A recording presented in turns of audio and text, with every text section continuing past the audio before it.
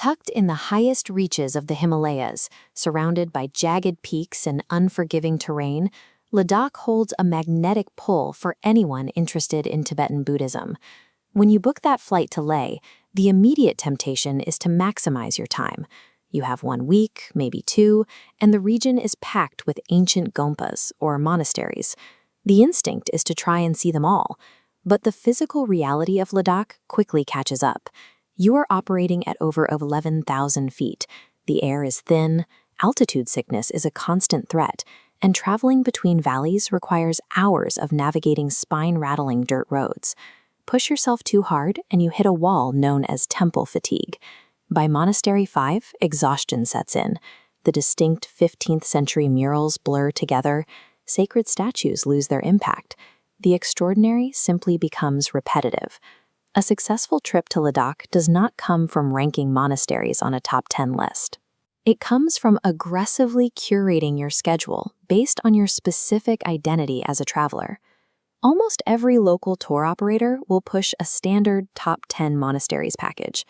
It looks highly efficient on paper, designed to shuttle you from gate to gate. This chart outlines a typical 7-day tour package, packing 2 or 3 monastery visits into a single-day schedule with virtually no downtime. If you execute this schedule, you will burn out by day 4. The remaining days become a physical chore. You face a direct trade-off. Do you want easily accessible, highly curated sites near your hotel, or are you willing to sacrifice physical comfort for a raw, solitary encounter with history?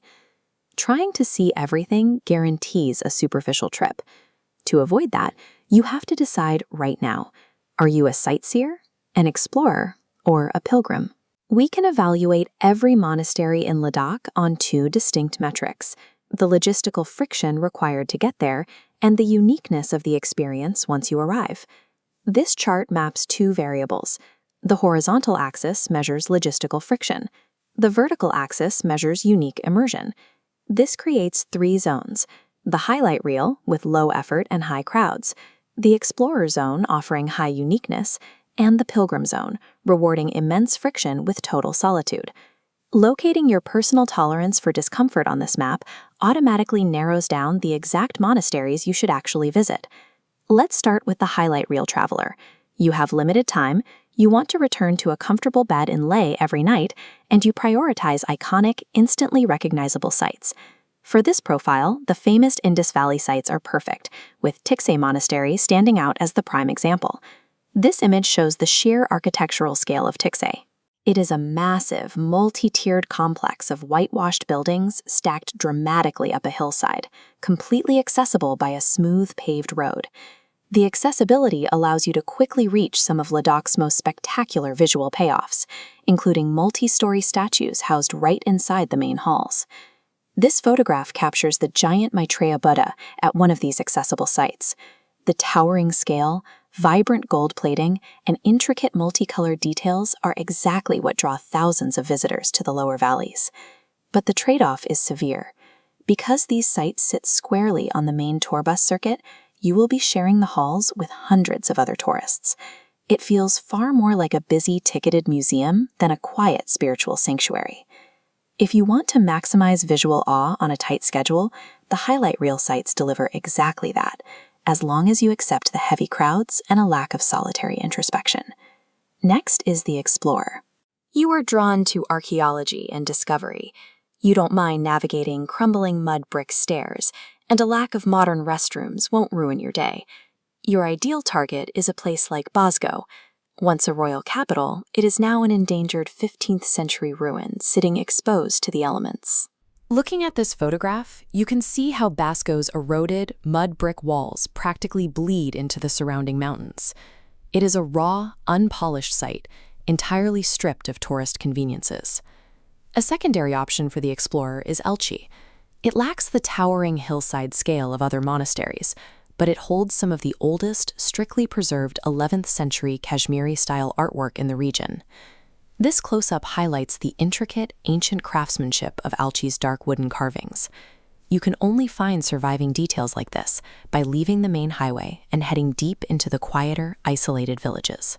The toll here is heavily physical. You will face steep, uneven climbs, navigate completely unlit prayer halls, and adhere to strict preservation rules. The explorer trades modern comfort for the thrill of touching surviving history. You get to witness ancient art exactly as it has aged, without the glossy paint of modern restoration. Finally, we have the pilgrim. You are seeking a genuine emotional connection to Tibetan Buddhism, and you prioritize active, living spiritual hubs over standard sightseeing. The pilgrim path requires active devotion.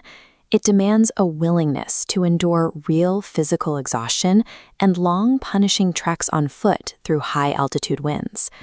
Reaching remote spiritual centers like Perched Monastery in the Zanskar Valley requires days of driving followed by hours of hiking.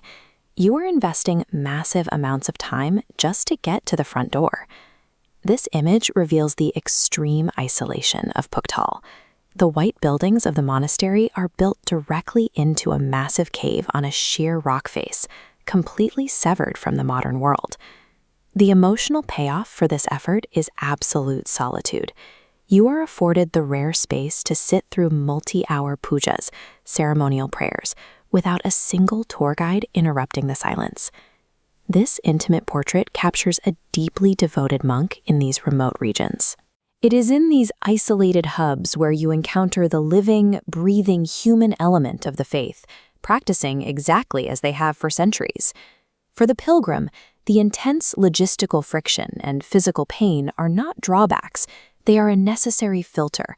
They strip away the casual tourists, ensuring that when you finally arrive, the emotional resonance is genuine. Now that we have defined the 3 paths, we can build a practical tool to finalize your itinerary. Look at this monastery match scorecard. It aligns specific constraints with our 3 profiles. If you have less than a week on the ground and require standard bathroom facilities and easy road access, you fall strictly into the sightseer column. If you possess a high baseline of physical fitness and are motivated primarily by historical architecture and archaeology, you match the explorer column. And if you have absolute flexibility in your schedule and you are willing to trade physical comfort for complete solitude, your constraints map to the pilgrim column. Honestly, matching your physical and temporal limits to this scorecard is the only way to prevent ruining your trip with mismatched expectations. This also means accepting hard limits. If you have bad knees or a brief 4-day window, you must strictly avoid Zanskar and the steep crumbling ruins of Basgo. You simply do not have the time or mobility.